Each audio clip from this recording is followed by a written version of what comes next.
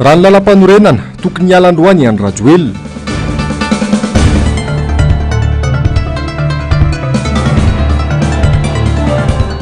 Fitantanana ny Madagasikara tsy mila fangejany ny vahiny.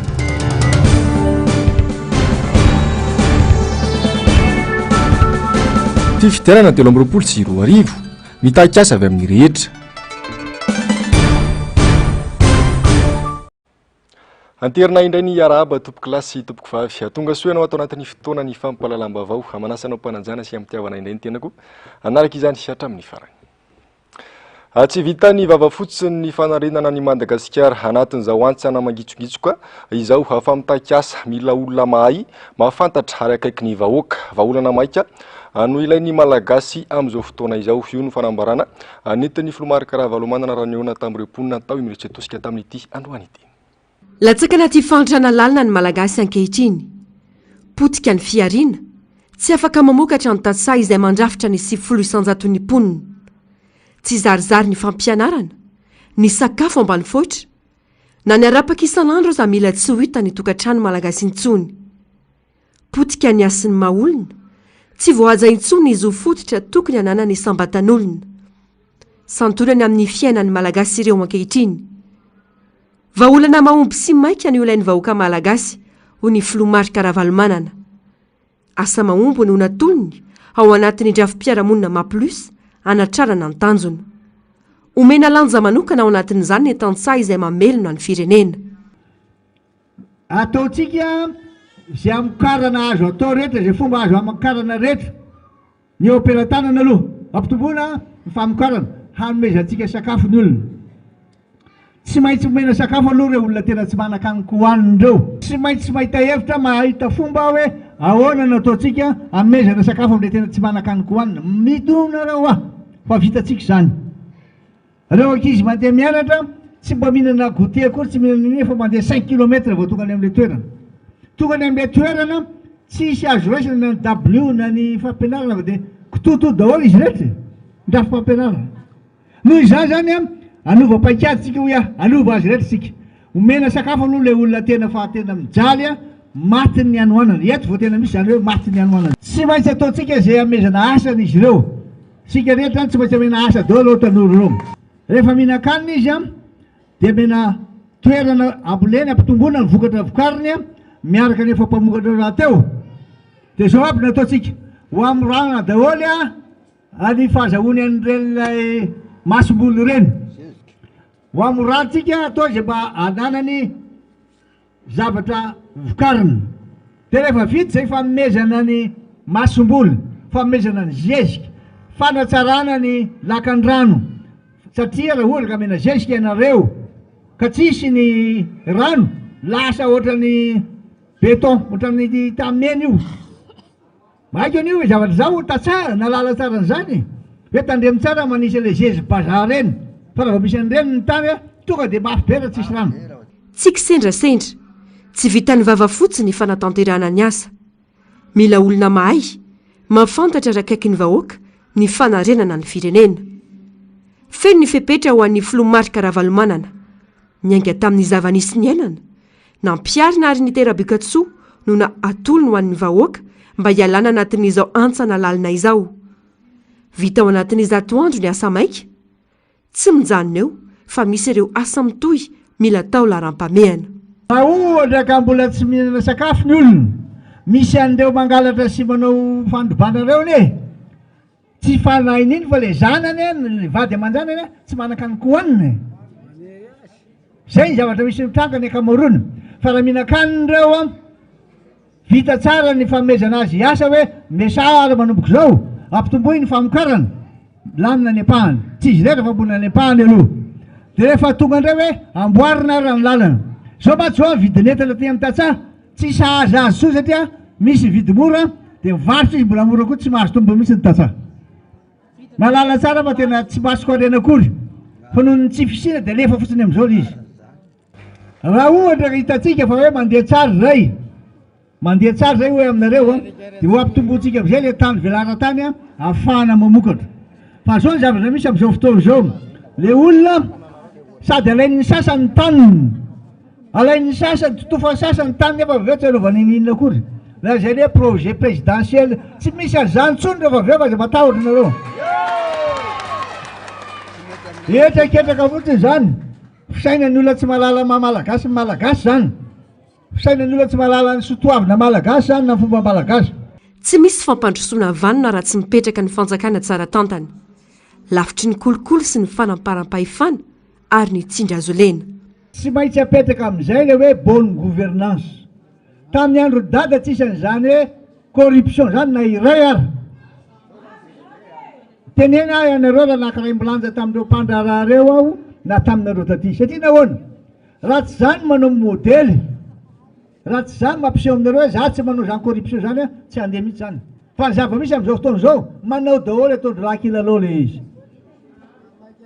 risy daholo zay mandeha na aiza na iale izay ny tiako resanareo apetrakatsika aloha bonne fahaizana amin'ny tatana efa tafapetrakatsika ny fahaizana amin'ny tatana milanina ho azy io fandriam-pahalemana io koa satria ny ataondry zareo lehibe any keo tsy mba maritra izy mametraha kely ko izy tsy kitsapatsapa na fizaran'asa tsy natao kilalao ny fitantanana ny firenena ka nampitrotraka ny fahoriana efa iainan'ny malagasy nandritra izay taona maro izay fampandrosoana maritra no ilaina eto amin'ny firenena ary mitaky olona manana viana azo ampiarina avetrany zany tahaka ity map plus ity fafaritra mamokatra ny distrika Anarivomambo atafiditra ao anatin'izany ireo fokontany enina mandrafitra ny commune Imeritsier Tosika very fanatanteraka nefa ireo tatsama manoloana ny afitsoky ny tsy fandriampahalemana ny fahasarota ny famoaham-bokatra sy ny fambolena noho ny tsy fampian'ny eo am-pelantanana tsy lazaina ny fahoriana andavanandro iainan'ny vahoaka ho an'ny filoha Karavalomanana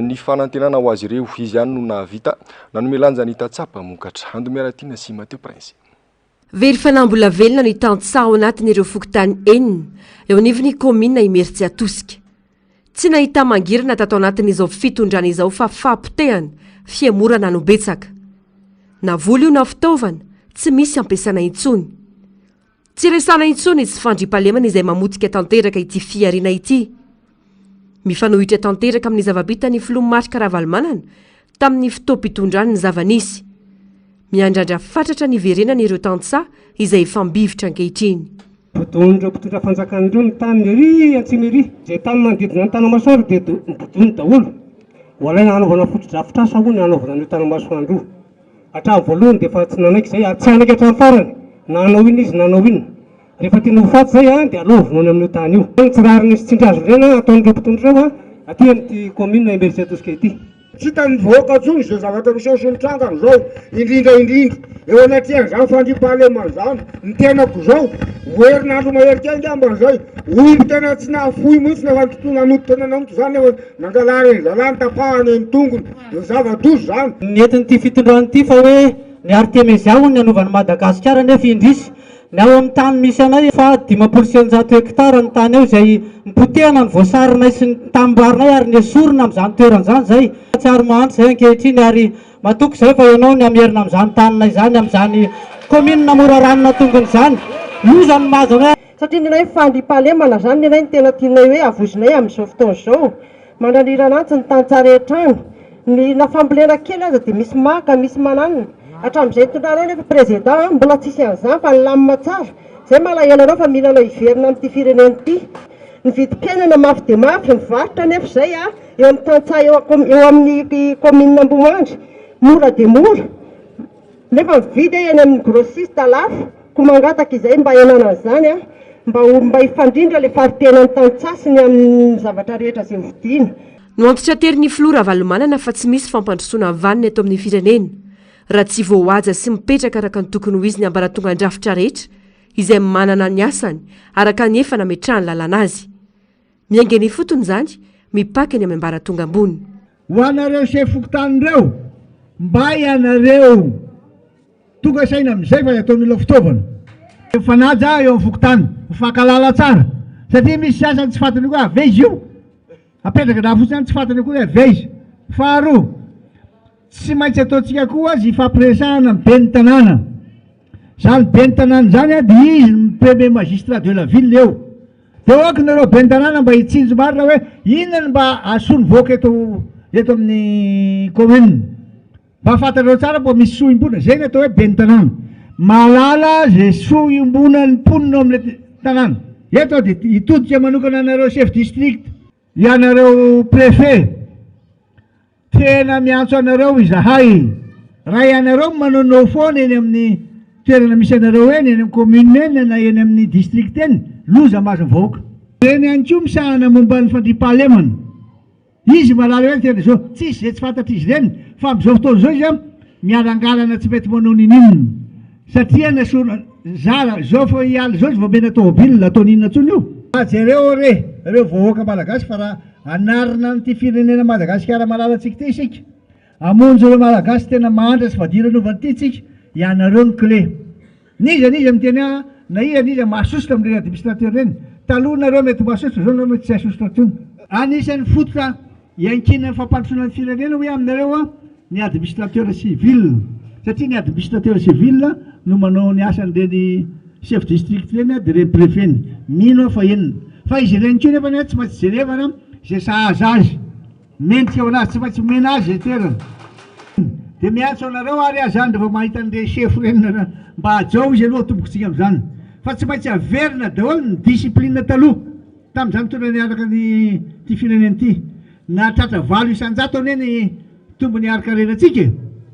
Dikan'izany zany nisy discipline teto, tsy maintsy averintsika ireny. Fifanajana. Taloha mifanaja tsara ny ray aman-dreny sy zanaka. Zao verina ny fampatokisana. Tsy mery tsy atosika ihany fa mila fanovanaingany Madagasikara iray amantolo sy ny vahoaka ao aminy.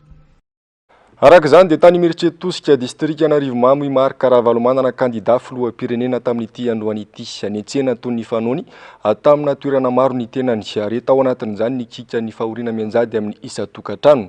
Tsy lamelan'ireo mpiantsena sy mpandalo rehetra araka izany ny tenany raha tsy tafaresaka tamin'ny sanametrahany AIS nisy fitarainana maro. Andomeratiana sy Mateo Prince hatrany. Nirohitra tao an-tsena avokoa ny mponina vaonahare fa niantsena tao Miritse Tosika ny filoha Marc Ravalomanana. Afaliana tanteraka nandraisan'ny mponina azy. Nanakihoaky tao anatin'izany fitarainana. Antso samihafa ny antefa tamin'ity candidat ity.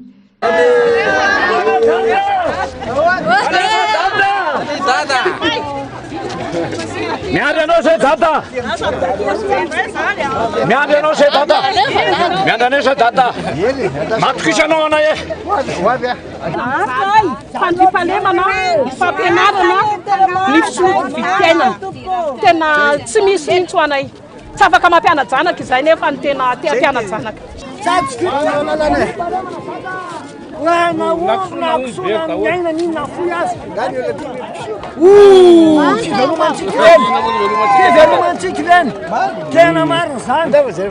Ambom-pionany rehetra rehefa tsena tahaka izao. Tsy namelan'ireo sendra azy Marc Ravalomanana fa nanehoany alahelo sy ny fahoriana mianjady aminy. Vagivava ny rehetra fa hafa ihany zany dady zany. Mitamberina avokoa ny zava-bita teo aloha.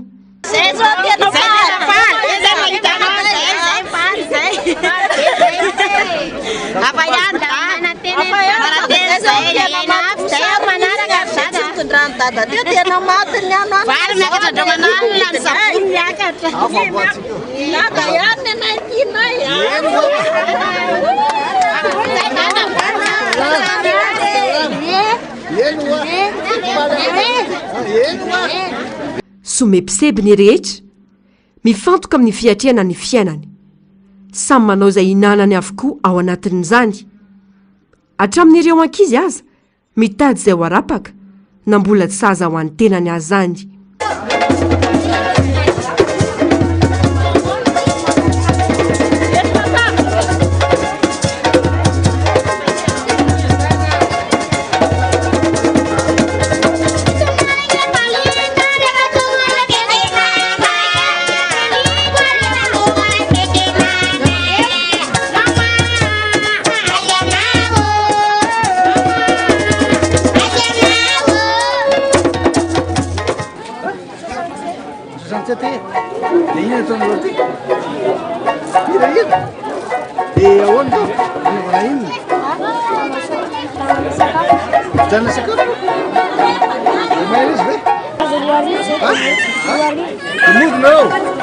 tsy nijanona teny an-tsena fa ny fampitoana ny rehetra iaino sy tafo amin'ity filoha teo aloha no sady kandida ity fotoana nafahany rotonta ny fampiaino sy ny fanome afatra samihafa afakion-dalana ho an'ny vahoaka malagasy ity taona 2024 ity amin'ny mataom-pifidianana azy mila mahay mametraka ny safidy ny rehetra tsy ho voafitaka indraika handetika ny firenena ho amin'ny 5 taona ho avy lesona ny zavatra ny ainana hatramin'izay ka tokony hatonga saina ny rehetra misy ireo toetra takin'ny olom-pirenena ahafana mandavorary ny fifidianana Andomiaratina sy Mateo Prinsiatrany toetra takina amin'ny olom-pirenena rehefa hiatrika fifidianana ny fahavononana fahasahiana ary fandraisana andraikitra fotoana mety indrindra izao hanapahany tsirairay ho aviny sy ny taranany dia sahia anarina le firenena malalantsika ity isika raisiny andraikitra zay mahatonga ny tenenareo tsy maintsy ajaintsika daholo le mbala tonga pahefana ary miomana hifidy manamarina inanao marinina amariny tsara ny toerana misy anareo amariny tsara ny carte d'électeur amariny tsara ny fitaovana rehetra fa mandeha potika ny firenena mahantra voaka malagasy tena fotoana ananganantsika azy zao raisiny andraikitra misy olany avokoa ireo kajikajy maloto mila mailo ny rehetra ary ahijoro hiaro ny safidiny tsy mbola nahita fahantrano ohatran'ity ka raha tsy mitandrina raha tsy mahay misafidy tsara hitan'ny havany eo maty dia izay zany tena jerevantsika hoe tsy maintsy rahina tsara tsika tsy maintsy manao arak' atao mba hatateraka ny fifidianana io fantatry zao ny zavatra tokony atao aoko tsika iomana tsara fa tsy tery lalana ny ratsy mailonareo fa reo koa tsy petrapetraka fotsiny mailo anareo satria efa misy paikady hafa ratsy be ataoreny aloany kion-dalana lehibe amasitra ny 5 taona manaraka ity taona 2024 ity tsy maintsy irosoana ny fifidianana io ihany no lalana afana manafaka ny malagasy anatin'izao fahoriana izao mila fanapaha-kevitra matotra avy amin'ny olom-pirenena tsirairay izany tsy andiso ny safidy ka mitatena sy ny taranaka Famoroso makany amin'ny korotana isika izay no namieza ny mpamakafaka politika ny zava-misy eto Madagasikara amin'izao fotoana izao fositra izany ny fitsarana avy momba ny lalam-panorenana sy ny voamera malotiana misahana ny fifidianana ho an'ny ACC manokana dia nanomboka tamin'ny filazany fa ny ministry ny fitsarana dia afaka manome ilay sertificat de nationalité malagasy ho an'ny Andrajoelina mariky ny fiandanina amin'ny mpitondra izany satria mazava ny voalazany 2/7 amin'ny code de la nationalité ny malagasy sy ny voalazany 2/9 asin'Andriamanala lasita irnena Miroso makany amin'ny korotana isika eto Madagasikara raha ny kisary misy no jerena hoy ny mpamakafaka raharam-pirenena Ikevina Ratrimson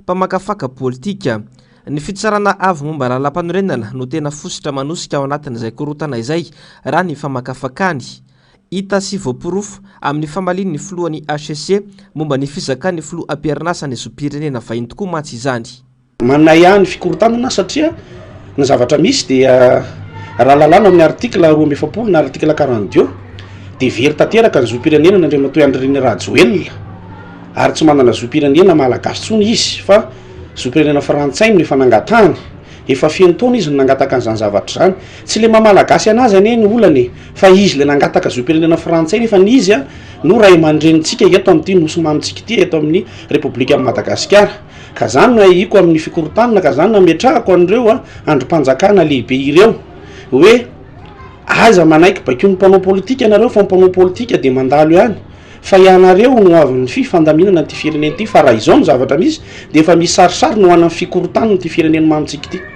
ny vahoaka ny tompon'ny fahefana ny olom-pirenena feno taona no aoka anafay sy anasazy ny mpitondra amin'ny alalina ny latsabato fandraisana andraikitra sy fijoroan'ny olom-pirenena tsy anaiky rebirebena atao anatin'ny 5 taona manaraka indray no tokony imasona hoy ity mpanao politika ity iverina amintsika ny fahefana dia miankina amintsika no hoavin'ny firenena mandritra ny 5 taona manaraka eo indray na inona herin'ireo na inona tanjako ireo dia tsika miray saina no zava-dehibe eto amin'ity firenena ity satria ny feontsika dia feon'ny vahoaka feon'Andriamanitra ary ny herintsika dia herin'Andriamanitra raha maro no aina epoka atoato rehefa hiala eo amin'ny fitondrana Andry Rajoelina ny goavana indrindra amin'izany ny Rara Romy Andrianarso izay tale kabinetra ny fidinan'ny Repoblika voasambotra any Rome vokatry ny kolikoly izay nataony voasaringitra amin'ity Rara kolikoly ity ny filoha sady kandida Andry Rajoelina raha ny vaovao mielipatrana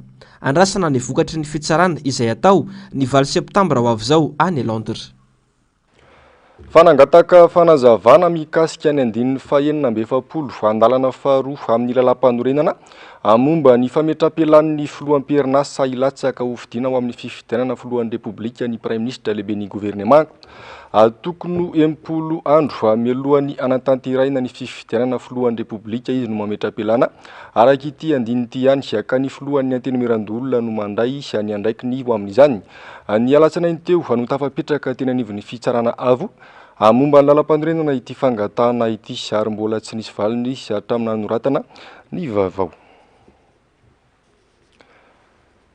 Fa ankilan'izay dia 20 ireo kandida ho filoham-pirenena ifanandrana amin'ny fifidianana ho filoham-pirenena amin'ity taona 2022 ity araka ny fampitana avy amin'ny ACC ireto avy izy ireo Marc Ravalomanana, Annick Ratsiraka, Marie Vololonirina, Parrain Augusta, Jean Brunel, Razafy Androfa, Masy Golamali, Jean-Noël Albert, Julia Michael, Rasolofo Nourniena, Siteny Randriana Solonyaiko, Didia Ratsietson, Yadzo Andriana Narvelo, Sendson Raderanirina, Taina Razafy Njoela, Guila Chapelle, Sylvia Ranaevjauna, Andria Tsiety Rasoamaka, Eri Rajonarmapianina, Andry Raobella, Lalaina Ratsiraonana, Roland Ratsiraka, James Franklin Rakoto Mahanna, Elias Ralayarmanana, Claude Raharovoatra,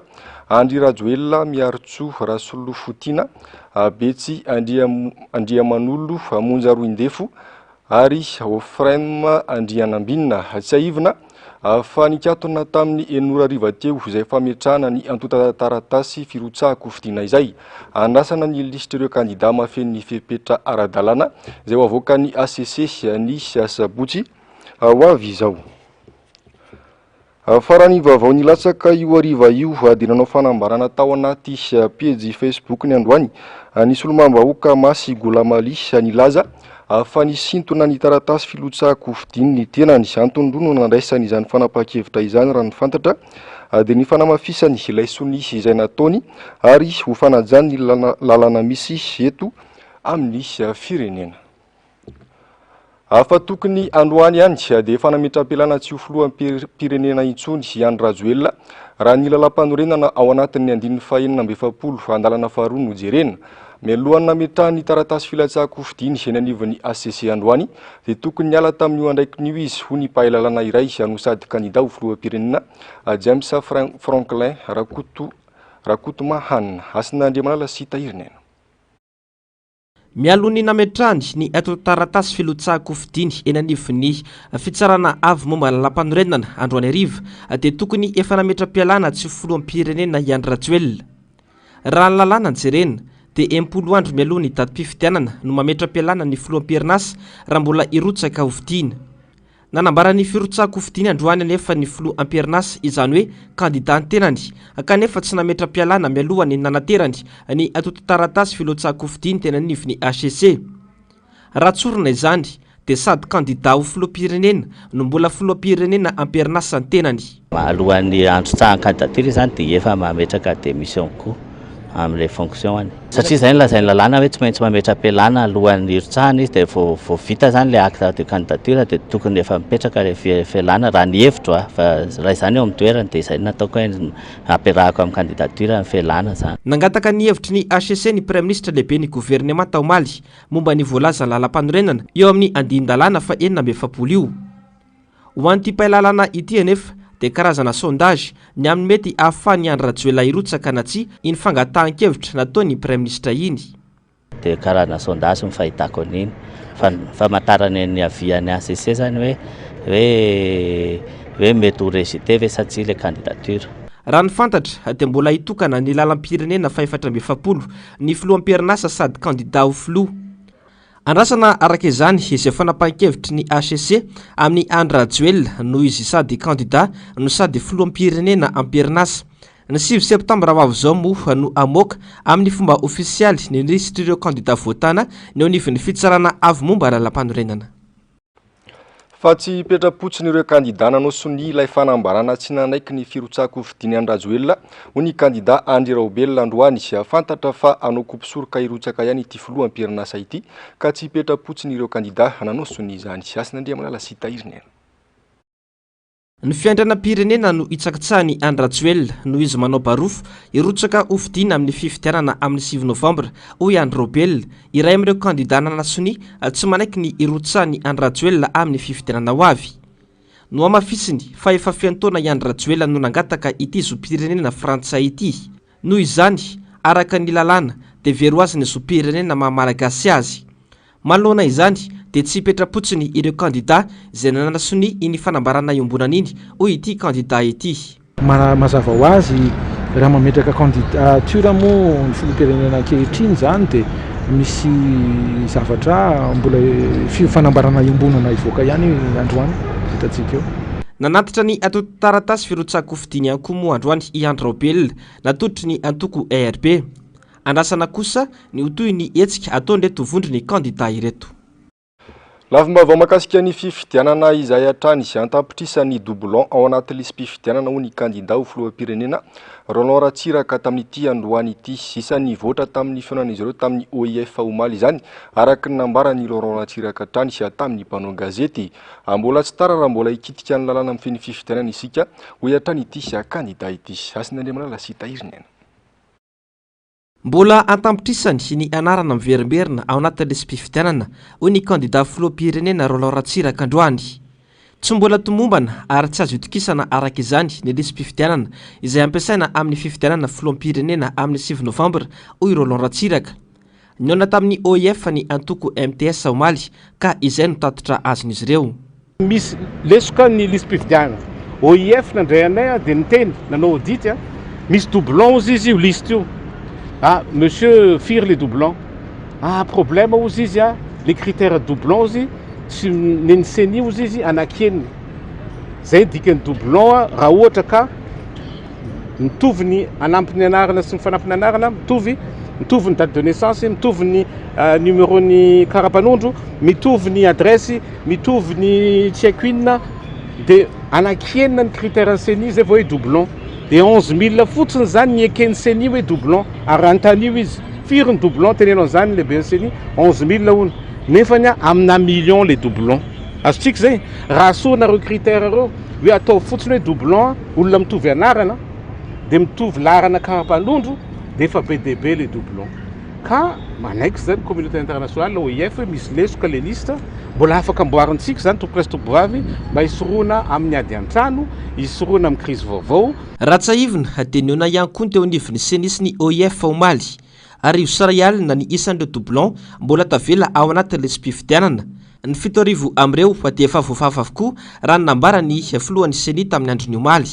Satria zareo dia tonga teto aminay nanontany hoe nisy 11 000 doublon zany hitany zareo rehefa nanao audit dia izy zany tsy betsaka fa ny seni zany dia niraisinay ny observation dia efa hitanay zany ny 7 000 tamin'ireo efa nikirakiray ny seni efa voafafa efa milamina zany zavatra zany dia tsy tokony hisy zavatra mampiahy intsony mahakasika an'izany resaka doublon zany.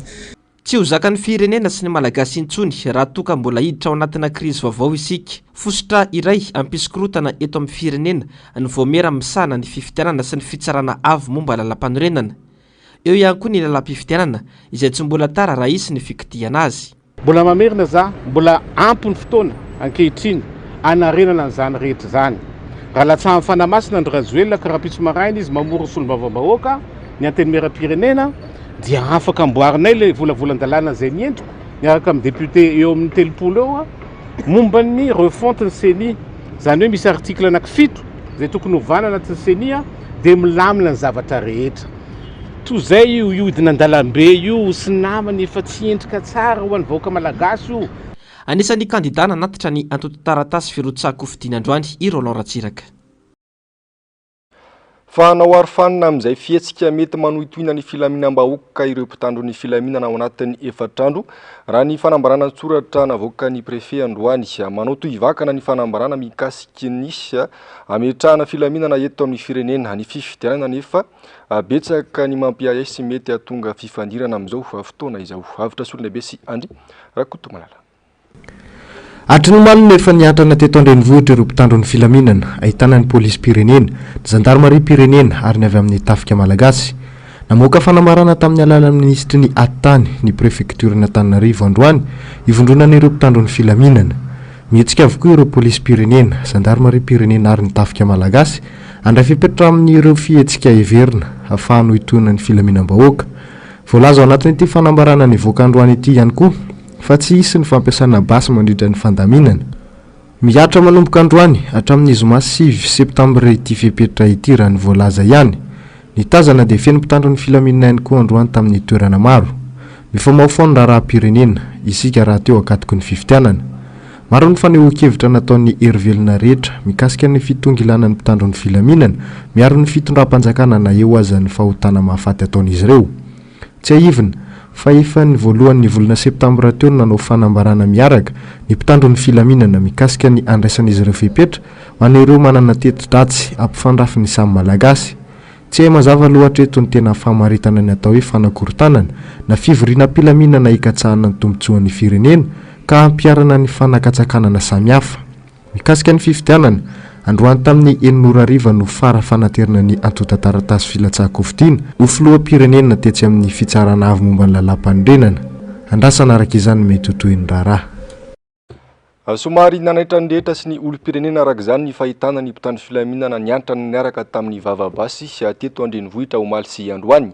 Atranga izay tsy fantatra mazava ny tena antony amitony jadona sy ny fampiroroana nataon'ny ity fanjakana Rajoelina ity ho kosa nambara ny mpanao politika no sady kandida filoham-pirenena iray raha nanao heviny mikasika ny zava-misy. Miala ranombana sy mbola avatsara. Anisan'ny irairay ity fitondrana ity hatramin'izay hoe tany-tandalana sy demokratika i Madagasikara. Tsy araka izay nolazain'izy ireo anefa ny zava-misy tao anatin'izay 10 taona latsaka ny tantaran'izy ireo ny firenena izay. Fanagadrana sy fampiroroana vetrano no mahazo ireo izay maneho ny heviny sy milaza ny marina manotohina ity fanjakana ity. Atao fitaovana ampiroroana hatrany mpitandro ny filaminana ary mbola izay no nenan'ny vahoaka malagasy teto Andrenivohitra omaly sy Androany. Saika rakotra zandary sy polisy ary miaramila mantsy teny Analakely sy ny manodidina ary teny Anosy. Mitohy hatrany didojadona nataon'izao fanjakana izao ho ny nambarany kandida ho filoham-pirenena Parainy Auguste. Tsy lazaina intsony ihany koa ny fanjikan-dalàna samihafa ataon'ny filoham-pirenena sy ireo mpiaradia aminy ho hatrany nambarany. Raha iriditra tao amin'ny mandrimena zahay le kandida sy le olo niaraka taminay mba hivory tao dia ny sakanana nefa avelana ery amin'ny CCI Vatory mivory malalaka amin'izay fanagna-pazakana dia ny olona nefa ny sakananao ny sasany ary io zany reo i palais de sport io bâtiment ny public io ny fazakana io nefa dia malalaka izy lahy mivory manao zay say-patana zany hoe didy zadony zany ao a Madagasikara fa hoe zahay mitondra dia zay ho ataonay dia tsy lasa zao izao zany dia fa ahita tarasady ny zavatra ataona amin'ny élection izao zavatra zao anao bodongerony anao didiny be sandry fotsiny amin'ny élection satria raha fantatra izy raha tena élection milamina izy resy na izy mipasse deuxième tour io zay dia matokana zany tsara misy fa io no ataony zany moa eo moa dia fa resagny koa le resaka nationalité sy mahazo sy tokony mahazo certificat de nationalité izy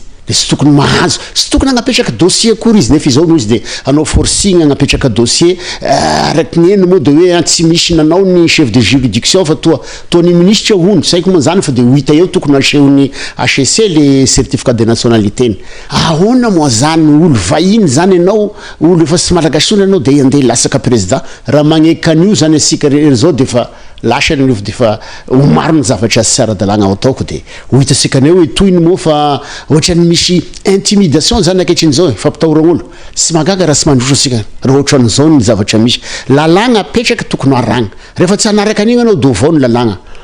Nitondra ny fanehoan-keviny mikasika ny nambaran'ny Amonaty tamin'ny voalohan'ny volana septambra lasa teo ihany koa ity kandida ho filoham-pirenena ity fanambarana izay milaza fa misy minimam-boly tetsi-dratsy ampifandrafin'ny samy malagasy eto ankoatra ny fiarovana ny vahoaka sy ny fananany izay efa andraikitra mitandro filaminana hatramin'izay nilaza ihany koa ity kandida ho filoham-pirenena ity afa-tsy natao hiaro sezan'olo tokana ireo miaramila fa natao hampandry fahalemana manerana ny nosy ihany koa mbola manamafy ny didijadona misy eto amin'ny firenena ny zava-misy ho hiatrany ny fanamafisany dia tena mahagaga satria lasany maramila ny tany filaminany tokony anao gn'asany efa tamin'izao filamina miaro olo anankiray miaro sezan'olo anankiray le izy ka tsy mety ny resaka démocratie zany Madagasikara zao dia efa sisy sony zany fa dia efa didijadony zany no atao sy mahatazon'olo io rehefa tonga ny fotoagna sy mahatazon'olo misy io fa tsy mety io zavatra io zany hoe enareo mpiaro ny vahoaka mpiaro ny fanagnany vahoaka fa sy mpiaro olo anankiray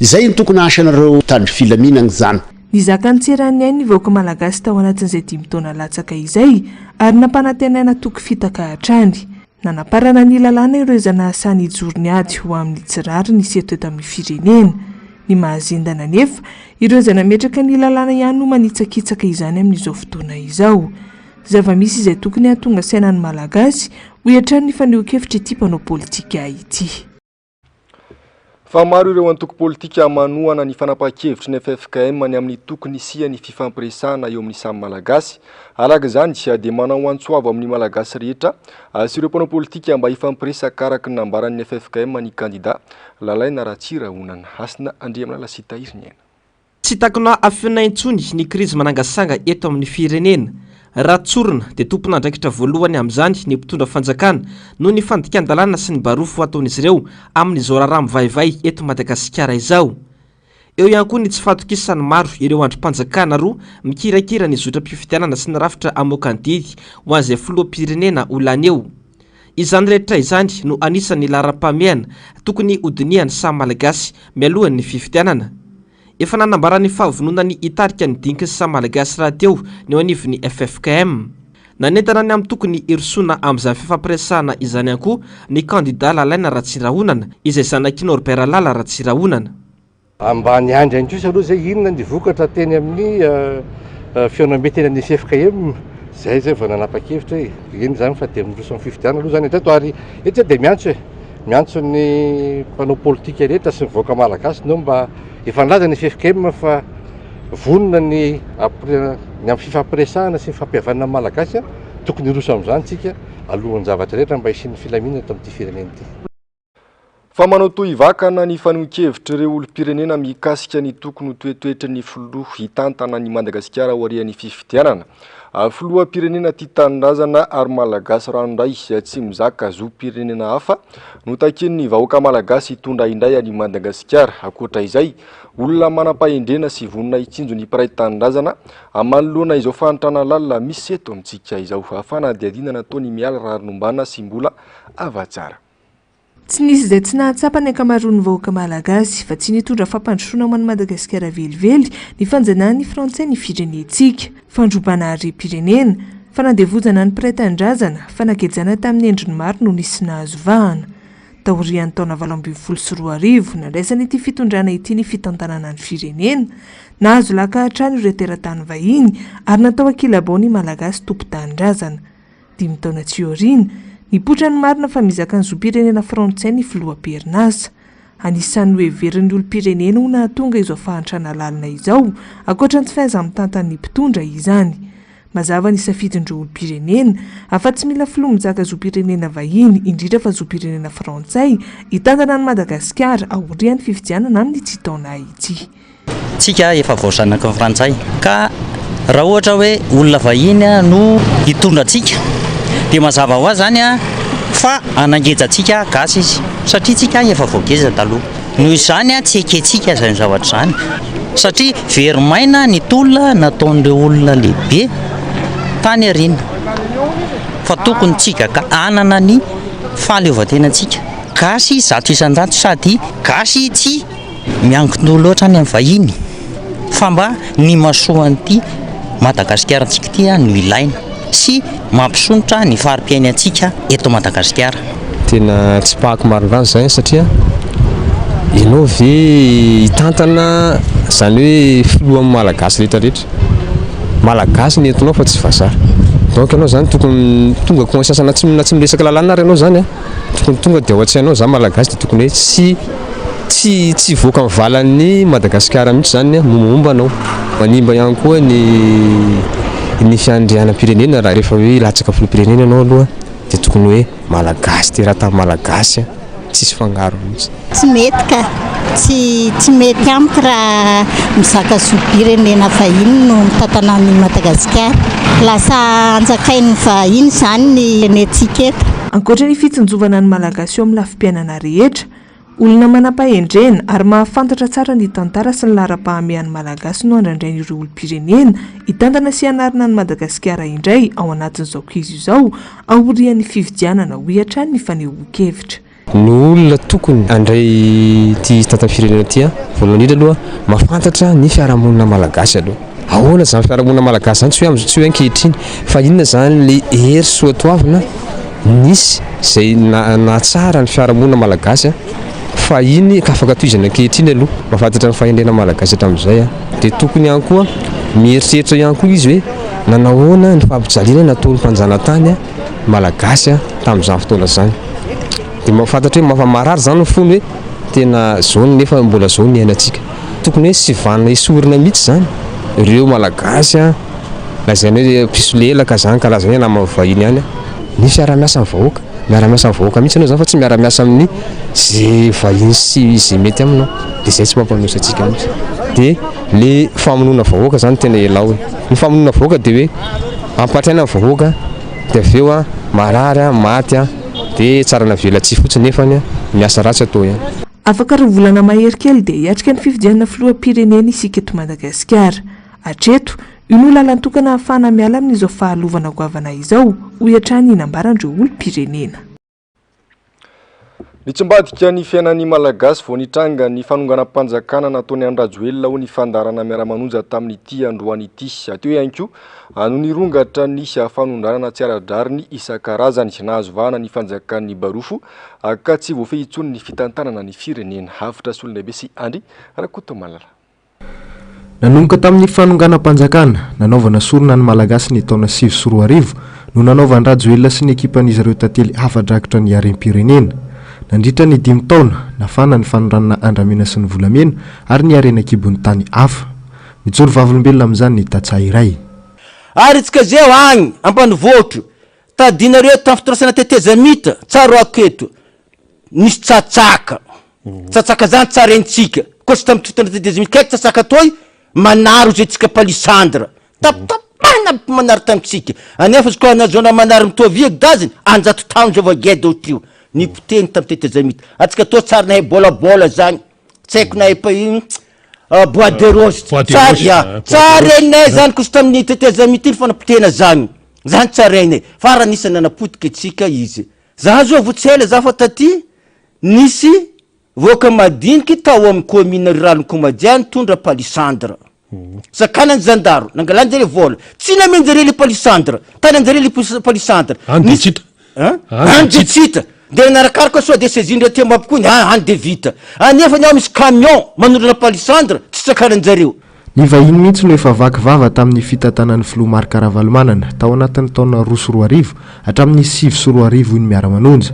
Tsy tokony toy izao ny firenena fa afaka nijoro sy ny fanandrana tamin'ireo firenena maro samihafa kanefa noho ny ampody sy toerana nisy eo tamin'ny 2024 dia izao ny hafaran'ny firenena. Olona vahiny zay raha nahazoko vaovao rehefa niresaka tamina namana hoe erera be nataonareo malagasy zay nanongana an'Andriamatoa Marc Ravalomanana fa raha ohatra ka mbola nitohizana ny fitantanan'Andriamatoa Marc Ravalomanana dia efa nilahatra tamin'ny Côte d'Ivoire, nilahatra tamin'ny Ghana, nilahatra tamin'ny Nigeria, nilahatra tamin'ny Angola toekarenareo, nilahatra tamin'ny Sénégal fa izany moa zava-misy ndeha ataontsika hoe lesona ny zavatra ny ainina rehetrarehetra de mieux vaut tard que jamais mbola afaka manonitra tsika satria ho avy ny fividianana io jamais 203 ozy izy tsika raha voalohany sy faharoa tsika nyresy amin'ity fahatelontsika tsy mamodotra prise tsony fa fatatsika ny zavatra tokony ataontsika zany amin'izay fiatrehana fividianana izay.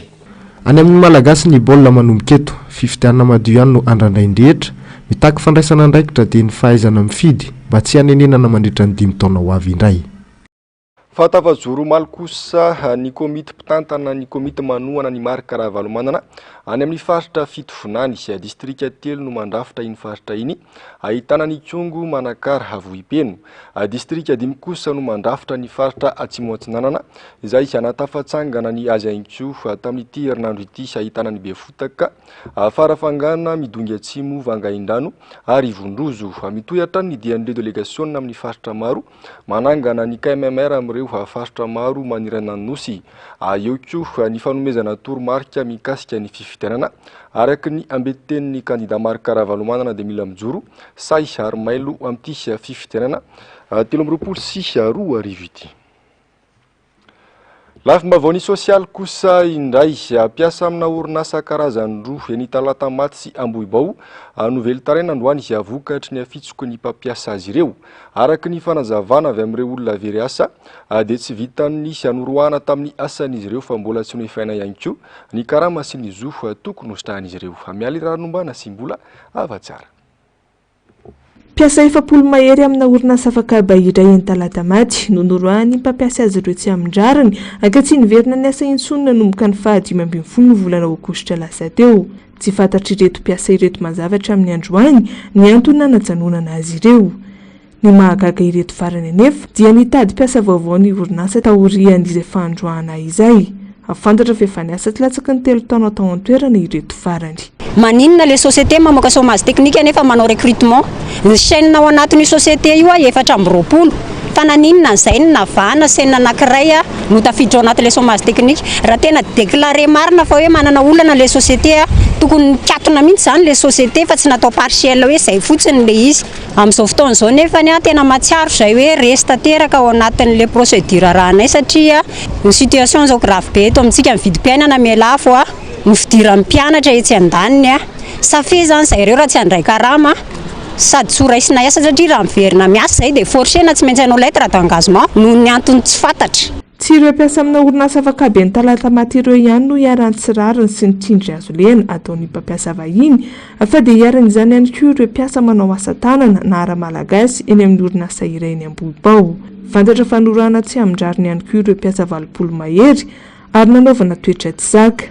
Raha ny voalaza efa nangataka fanazavana mikasika ny zava-misy tamin'ny mpampiasa azy ireo ireto piasa ireto saingy tsy noenona. Nanomboka tamin'ny mois de juillet fandroana tsy ara-dalàna aiza moa nisy lalàna izany tompo hoe lazaina zorona leny efa terendro ankizy ireo hiasa alina hiasa lady hiasa sabotsy izany hoe tsy mahita masoandro miratra na vady manjanaka ara tsy mahafantatra na intsony ny piasa raikitra indray lazaina fa tonga ny asa misy asa nefa ny piasa raikitra indray latsaky ny 3 taona roahana ny ambiny indray sisa mijanona indray nefa anaovana toetra tsy zaka nefa ireo sisa mijanona ireo olona efa terena anao fifanarana tsy fantatray hoe inona moa ny tsy naovan'ny fanjakana fanadiadiana an'ireo olana izay menjady mipiasa ireo izay ve zany raha tsy mijoro dia tsy misy mpiary ve zany zay fa anao zay saim-patany ireo mpampiasanay ireo dia manahitra ny fitondram-panjakana zay andray andraikitra ary tena andray ny fanapahan-kevitra ho an'izay orinasa tsy manara-dalàna fa potika ny mpiasa malagasy raha zao no mitohy. Na dia tsy mora aza ny dingana miandry tsy hitaza-potsiny manoloana ny zava-manjo ireto piasa ireto ny sendika Fisemare afa hitondra ny anjara birikiny amin'ny fanampiana ireto piasa very asa tsy amin-drariny ireto. Zavatra ho ataon'ny sendika Fisemare zany dia miezaka mamondrona an'ireo piasa ireo zany hoe zany raha misy fotoana andro ray ihany mety ho tafavondrona ireo piasa ireo mety irahina dia any angamba no afaka anao hetsika mafimafy kokoa satria zao zavatra zao zany tsy mora ny hanafonana zany hoe tsy fanaran-dalàna misy eto amintsika zany zany hoe zany tsy vitany tabataba ohatra zao na antso ohatra zao fa mitaky fandraisana andraikitra ho ampiasa malagasy koa satria raha hitantsika teo zany orinasa maromaro voakasika tsy ireo ihany moa zany fa ireo no tonga teto amin'ny inspection de travail nanao zay fitaraina an'izay fa dia mbola tsy fantatra hoe rovinareo no voavaany olana hatreto aloha zany dia mbola mandeha anatin'izay procédure zay zany zay. Eto amintsika moa zany misy ihany tompona andraikitra misahana an'izay resaka asa zay ireo zany raha ataontsika ohatra dia mpitandro filaminana ho an'ny asa natokana ho an'ny asa nefa mpitandro filaminana tsy manana fitaovana ahafahany manatanteraka an'izay asan'izay hany zany ny lalàna zany eto amintsika ho an'ny mpiasa madinika dia mijanona ho soratra ao anatin'ny boky fa rehefa ny mpampiasa no taraina na miraha azy dia lasa manan-kery zay lalàna zay eto amintsika. Ny famitona teny amin'ny inspection de travail teny Antsahavolana nitondra ny fitarainan'izy ireo moa ireto mpiasa ireto androany maraina. Raha tsy ahivina, tsy voasamba no nisy mpiasa amina orinasa tantanana vahiny no nitaraina tahaka izao, saingy tsy misy ny fandraisana andraikitra avy amin'ny fitondram-panjakana ka manao izay tany kibony ireo mpampiasa ary mitohy hatrany ny antsonjay miatra amin'ireo mpiasa madinika. Lafim-baovao manodidina ny fitsarana kosa indray lany tamin'ny Isambato 520 tamin'ny mpifidy 720 metatra alaira ondry nandritra ny fivoriam-be sy ny fifidianana ny filohan'ny olafitra ny mpisolovava ny sabotsy lasa teo.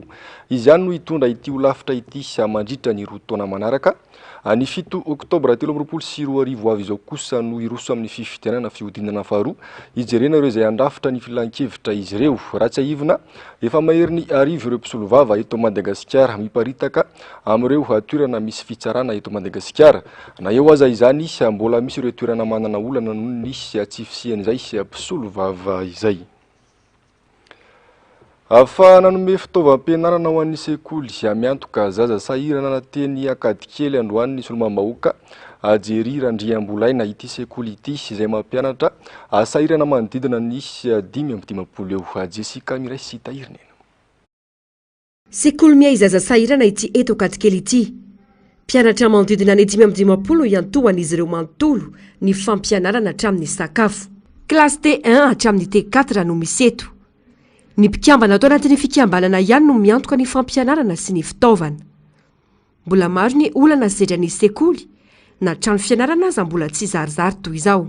Amin'ny efitrano anankitelo no anaovanay klasy ankizy T1, T2, T3, T4. Mpampianatra zany izahay mpikambana reto moa zany izahay reto mijoro miaraka amiko reto dia mampianatra daholo izay dia bénévole daholo na ny miasa tsotro zany na manao cantine raha misy cantine ihany koa mantsiny ny sekoly. Nanome fitaovam-pianarana azy ireo ny solombavam-bahoaka Jery Randriambolaina. Kahie 7 pake no natolotra tamin'izany. Dia ianareo le député Avaradrano. Eny tompoko dia misaotra betsaka ny député Avaradrano izahay satria izy no namenay andreo fitaovam-pianarana. Tsy voandroany fotsiny fa isa-taona tsy maintsy mame fitaovam-pianarana ny député Avaradrano. Andriamatoa Jery moa zany député Avaradrano izay nanolotra anay andreo fitaovandreo sy ny ekipa rehetrarehetra. Tsy vao izao no nanolotra fanampiana ity sekoly ity ny solombavam-bahoaka fa efatramy ny sokafany sekoly ny taona 2022. Na izany aza mbola anaty fasahirana tanteraka ny sekoly ka miantso fiara-miasa hatrany. Lafim-baovao ny fahasalamana kosa indray mbola ezaka mafy ny fanahintanana ny tsy angerena Kalamanjana any amin'ny faritra fitovinany iny. Nisongadina hatrany io fanahintanana io nandritra ny fanokafana tamin'ny fomba ofisialy ny hetsika fanaovam-bakisiny andiany fahatelo iadina amin'ny lefakozatra tany an-toerana. Vaovao tanteriny Fangisa José Lito. Sy mbola ahitana sorosaretina lefakozatra agnaty amin'ny faritra fitovinany. Ndredy izany saky da ilaina avao ny misoroky mikalagnana ny tiaretina magnome akeo mandra-pahafaty itika. Ankoatra ny fagnazana ny fahadiovana sy ny fagnamparitana tay satria igny tena antony tena mahatonga anazy da sisy afa-tsy ny fagnamboarana vaksiny avao io ny vahaolagna hoy ny ampisabo. O tanteraina mandritra ny efatrandro da ny fa5, fa6, fa7 ary fa8 ny volana septambra 2022 ity ngandiny ny fahatelo ka ny alasinainy fa 4 ny volana septambra lasa teo ny nanokafana izany tamin'ny fomba ofisialy ho an'ny fari-piadidi-pahasalamana fitovinany. Samy nanotoko nga fatrafatr'aby aby ny nandray anjara fizakana tetoa mbisoroana sy isian'izany aretin'izany. Matoa mbola miady amin'ity tany politika ity sika da mbola sy miainatra sika ny mangerigery fatany amin'izay tena ngirenena ka mba ela amin'izay satria atao hoe anao zany chefy nyta io matoa mbola aparitaka zo malaigna anao hiady amin'izany lefakozatra mbola misy zany malaigna anao magnano kabine sarika hoe afady anay manasarita ataovy sy fady amin'izay manomboka zao. Mankasitraka avao koa nareo mpiara-mombonantoka sy vizaka sy tsotraka fa da agogoty ny vola hivangana amin'itiky vaksiny miadiana amin'ny lefakozatra ty.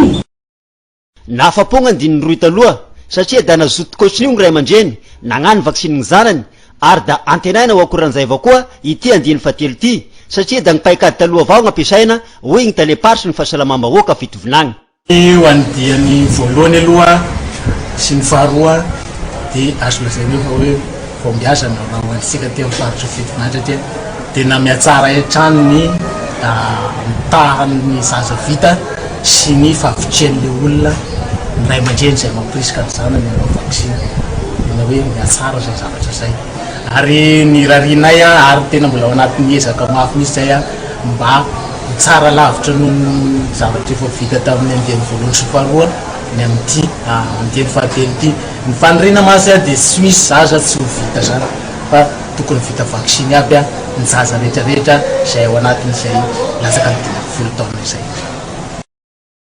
zaza 5 taona ny midina miisa eo amin'ny 5,9 sy 3 hetsy 365,000 no ezana izarana ity vaksiny tete Mavaitik ato amin'ny faritra Fitovinagny ka ny 2,7 amin'izany any distrikany Manakara. Fa efa nisy fotoana fongana teto Madagasikara ity aretin'ny lefakozatra ity atao tanatin'ny 2 taona nefa izay dia tsikaritra fa nirongatra be ity aretina vokatry ny loto ity manoloana izany dia mitoy ato anatin'ny 4 andro indray ny fanaovam-baksiny adinina amin'ny lefakozatra amin'izao fotoana izao ireo zaza voateraka hatramin'ny 15 taona no hisitraka izany sy vaksiny izany manirana no sy azo sorohana tsara ny polio izay pahazony zaza hoy nambarany mpitsabo iray miala ranombana sy mbola avatsara. Fihinanana sakafo tsy voadio tsara sy fisotroana rano maloto no isan'ny fototra voalohany mahatonga ny otrika aretina lefakozatra na polio. Ireo zaza voateraka ka hatramin'ny 5 taona eo no tena tratriny ity aretina ity. Mihatraika avy hatrany amin'ny fitombon'ny zaza ny fisian'ity otrika aretina izay mirongatra eto Madagasikara ity amin'izao. Tsy voatery ireo ankizy ihany anefa no tratran'ny lefakozatra afa mety ho voan'izany ihany koa ireo olon-dehibe. Zava-doza no ateraka izany ary raha tsy voasoroka sy voatsabo ara-dalàna hoy ny nambaran'ny mpitsabo. Mbola misy amin'ny polio eto Madagasikara arakaraka ny amerimberenana ny vaksiny polio le hoanina vava manko izy iny no mampiakatra foana ny hery fiarovatsika. Tsy ahifina moa fa ny polio dia avy amin'ny virusina polio izay miditra ao amin'ny vava na manaraka ny rano sotroina na ny sakafo hoanina dia tonga anatin'ny vatan'olombelona ao izy dia misy tapahan'olona marary zany. Dia makany amin'ny nairana ny retsim-pandre izay tena voan'izy io dia ho an'ny zaza mbola eo an-dalam-pitombony izay mahatonga ilay hoe matetika zaza foana no hitantsika sary eny hoe voan'ilay izy rehefa voly retsim-pandre dia lasa mitsombontsony zany lasa kely amin'ny faritra vony izay mahatonga ilay hoe lasa ketrakila misy lasa mandady mihitsy ndraindraiky koa izy mety any amin'ny retsim-pandre mibaiko ny avokavoka ny tonga dia na lehibe na ny ankizy zany voan'izay dia tsy afaka mihetsika intsony avokavoka eo dia tonga dia maty. Ankoatra ny fihinanana sakafo madio sy ara-pahasalamana sy ny fampiasana lavapiringa, ny fanaovam-baksiny irery ihany no vahaolana ahafahana mamongotra ny polio eto Madagasikara. Tsy tokony ambahamba amin'ny fanatanterahana ny vaksiny izay atete eo ambavan'ny zaza noho izany ireo ray aman-dreny hoy hatrany ity mpitsabo ity.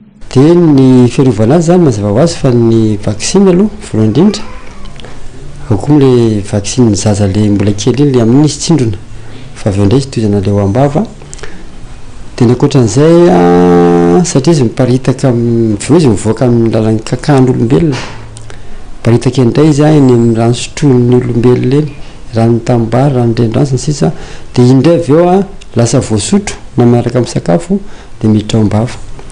Dikan'izany zany dia niezaka faharoa zany dia ny tanin'olona nao lavapiringa mba tsy hiparitaka amin'ny maloto. Ny faharoa dia ny fanasana ny tanana amin'ny rano sy savony foana zany. Fahatelo zany dia zana foana mba hampangotrahana ny rano izay sotroina. Raha tsy ahivina nahitana fiakarana isan'ireo olona voan'ny lefakozatra tamin'ny taona 2020. 7,7 ny isan'ireo tranga efa voamarina ka ny 7,7 tamin'ireo no nampahafantarina tamin'ny 10 taona 2020 ity. Nosokafana tamin'ny fomba ofisialy siomaly 5 septambra moa an'ity fanaovam-baksiny polio andiany manaraka ity ary farana amin'ny 9 volana septambra izao. Raha tsy ahivina vao tamin'ny volana aogositra lasa teo no nisy ny hetsika fanaovam-baksiny hiadiny amin'ny lefakozatra ary izo anotohizana izao indray noho ny fahatsapana fa mbola mitoetra ato amintsika ny aretina.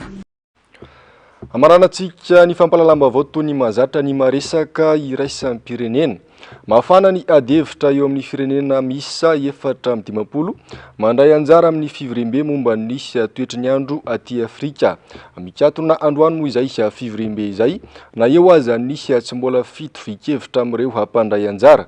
Amin'ity androany ity araka izany andrenesana ny maromaritra iraisana makany amin'ny fitadiavam-baolana momba izay fiovaovan'ny toetry ny andro izay avitra solonaibe sy andry Rakoto Malala.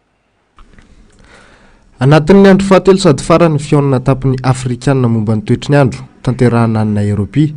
Firenena 450 no mandray anjara, mafana ny fionana ary andrasana androany ny fehikevitra goavana iraisana afana mandroso izany mandritra ny COP28 ho tanterahana ny Dubai ny 13 Novambra hatramin'ny 12 Desambra izao.